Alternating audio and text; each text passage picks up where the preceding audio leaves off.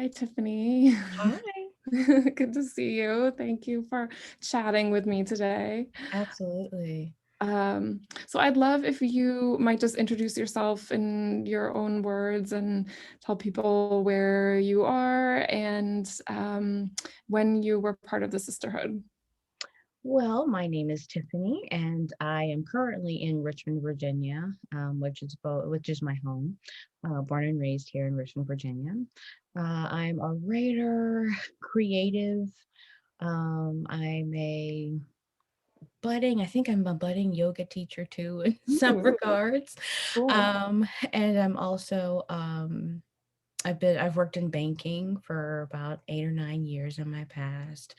But I really am honing in on my skills as a writer and looking to become a full-time writer of film and television.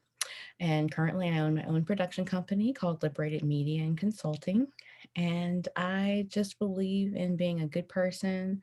I have a deep faith and a love of God and other people. And I just want to make sure that I help to bring out the best, not only in myself, but in others. Mhm. I love that. Um, and so I know you were part of the Sisterhood of Discovery this past winter that just ended a couple weeks ago. And so I was wondering if you could talk about what you were expecting or looking for when you signed up and how the actual experience might have differed from that. Sure. So when I got an email from a friend who lives up in New York, and she sends me all kinds of stuff about different groups and virtual summits and anything you can possibly think of that's arts related or connected to anything artistic in New York. And I got the email and I submitted to a couple of things, and Women of Culture and the Sisterhood happened to be one of the things I submitted for, not knowing whether I would get it or not, or whether it would be, something that I would, do. I just sent off an application to see what would happen. And Alex, you responded pretty quickly. And then I was, welcomed into the sisterhood. And so when I came in, I was thinking that this would be a great space for me to be in as a new business owner, to make connections and to meet other women who were business owners like myself. I wasn't necessarily expecting anything outside of that. So just very like, I thought it would be like a new mixer type group of people who had businesses just like I did. And so that's what I came in looking for. And when I got into the group and, after the first discussion, um, I learned that I was completely wrong. I was completely wrong as to what I was getting myself into, and I'm quite glad I was. I was, when I left when the sisterhood meetings, quote unquote, were over, I walked away with a deeper sense of celebrating and loving my femininity. Um, I met some other women who were able to be reflections from for myself. And I'll be terribly honest about this, is that I was the only Black woman in the circle. And I didn't really feel Black. Like, and that's a good thing, I think. It was just about women coming together to discuss different topics, be it our sexuality, be it our guilt. I remember we talked quite a bit, of course, talked somewhat about guilt and shame and and I've been doing guilt and shame work in therapy, and how all of that just came to fruition in the group. And so being a part of the sisterhood was valuable to me because when I walked away from it, I was different from the person I came in as. And I think having experiences like that are important. And just be open to where the wisdom can come from because, I hope I gave the circle as much as I got back from it. Yes, I d I definitely think so, and I love that you said that because that is, of course, part of being in a circle, like giving and receiving, equally, and, I think that is also beneficial to you as a participant to give and learn what you have to give, but also to receive, right? Um, Absolutely. yeah, I'm curious, you said you feel like you are a little bit different now than when you came in, at the beginning 8 weeks ago. Like, could you explain that or what you think changed? Yes.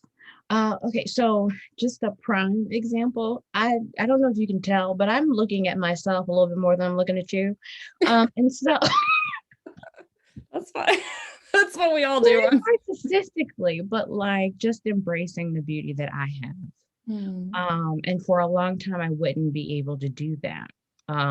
Where my own reflection was just like, I really don't want to look at that a whole lot.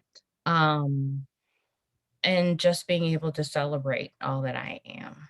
mm, Um, and of course, there are other things. I'm in therapy and all kinds of stuff right now, yeah. but the sisterhood contributed to helping me to embrace my beauty, to celebrate my womanhood, Mm, and to be content with that and me in all of my shapes and my forms, all every wrinkle, ripple, every roll, because I've got plenty of them, yeah. and to be okay in my own skin. And I'm not saying I have arrived yet, but I do think that I've been pushed down the path a little bit further. Mhm, And I wouldn't be at this point if it wasn't for what the sisterhood said, showed me, and then also the articles that you gave us to kind of read. I mhm, have a few of them. I've been actually going through my stuff this week, and I still have a few of those articles that I've kept because I just want to refer back to them, because I think they speak volumes. And I'm sure every time I go back to read them, I'll find something that I didn't realize, or it'll hit differently than it did before.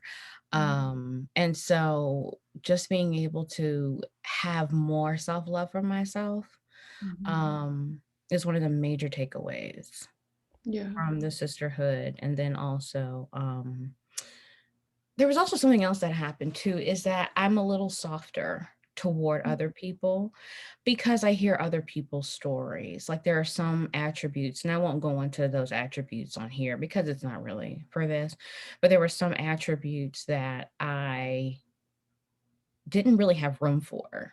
Mhm, And it was another lady in the group who kind of like reminded me of one of my old bosses who I did not mhm, like at all. And she helped to soften my perspective of her.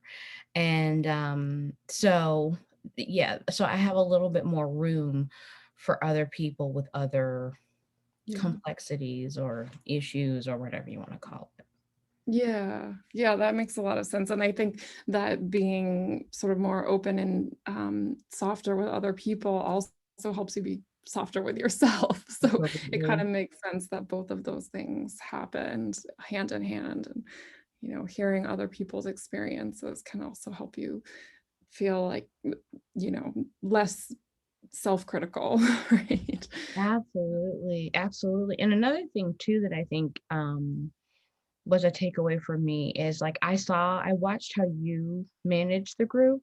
Mm, And I lack courage when it comes to doing something like this. And I'm afraid I may not say it right every time, or I may not get it right every time. But just there's something about just offering what you have. mhm, And I watched you do that every week, is that you offered what you had. And I think that's wonderful and amazing. And there are even some moments where you're like, okay, probably could do this a little bit better or whatever, Um, but it didn't stop you. And I loved that. And so, because whenever I talk, sometimes I'm like, am I saying words? Like, I'm just like, right. and so, just watching you curate the circle as yourself, not Mhm. pretend to be somebody else, not pretend to like have every answer to every question, I Yeah. thought was wonderful and inspiring. And Mhm. it lets me know that if I don't get it right the first time, I just have to keep showing up. Mhm. I have to keep showing up. And then also remember that the circle is a place for myself too. Even as a leader, it's a place for me to grow and change and develop. Yeah. And so I applaud you for that, because that takes a lot of courage. Thank you. Yeah, thank you for acknowledging and recognizing that. And yeah, for sure. I think I try to make it clear that I definitely do not have all the answers or have, all the solutions. And that's not what it's about. Because I mean, ultimately, we have the answers for ourselves. I mean, it's different for everyone anyway. So I'm just trying to hold space for other people to find the answers that are already there somewhere, sometimes just needing a little help to unearth. And but yeah, I definitely agree that it's I mean, that's a lot of what the sisterhood is about, is just showing up each week for each other and for yourself in whatever form you happen to be in, and it doesn't have to And be pretty. in some weeks, I was a puddle. Like, I'll just be real honest. I was like, I felt like the butterfly in the cocoon. Like, it's just a bunch of goo, but here I am, Yeah. you know? Oh, that's perfect. And I think yeah, we can all relate to that. And it's also nice when you see other women kind of struggling with that too, and you're like, okay, I'm not alone. We're Mhm, all muddling through this right now. mhm, Um, mhm. I was wondering if you would recommend the experience to others, or what you might say to people who are interested but might be worried about committing the time or money. It's worth it on every front. It's worth it on every front. I think for me, the most time consuming was the reading, but the reading, I enjoyed it.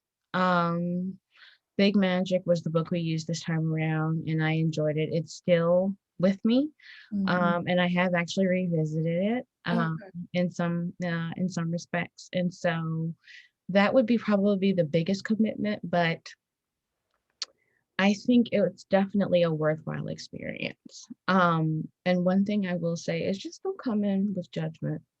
Don't come in expecting a certain thing. Just show up for the Mhm. process and allow the process to do what it does.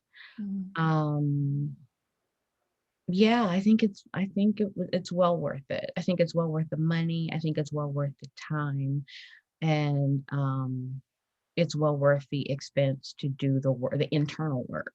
Mhm. Um, yeah, I think it's worth it on every front. Awesome. Thank you so much. Do you have any other thoughts or anything else that came up or Yes, Alex has the best playlist ever. She Oh, has yes. the best playlist ever. The dance breaks are wonderful, and, she shared the playlist, and I'm like, "Why didn't I know about some of these songs before now?" And, Oh, I'm and so glad why you've didn't I listened to catch it. those in the library? So Yeah.